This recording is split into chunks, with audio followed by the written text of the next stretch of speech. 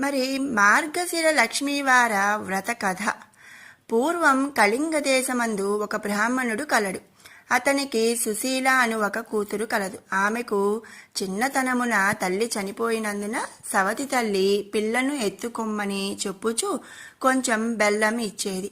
ఆ సుశీల సవతి పిల్లలను ఆడించుచు ఇంటి వద్ద సవతి తల్లి మార్గశిర లక్ష్మీ పూజ చేయుట చూసి ఆమె కూడా మట్టితో మహాలక్ష్మిని చేసి జిల్లేడు పూలతోనూ ఆకులతోనూ పూజ చేసి ఆడుకోమని ఇచ్చిన బెల్లాన్ని నైవేద్యం పెట్టుచు ఆడుకునేది ఆ సుశీల.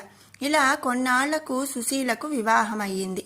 అత్తవారింటికి పోవుచు తాను తయారు చేసుకున్న లక్ష్మీదేవి మట్టి బొమ్మను తీసుకువెళ్ళింది. ఇలా వెళ్ళిన వెంటనే కన్నవారు నిరుపేదలు అయ్యారు. ఈమె ఇంట మహాదైశ్వర్యం అనుభవిస్తున్నారు. పుట్టింటి వారు కటిక దరిద్రులైన సంగతి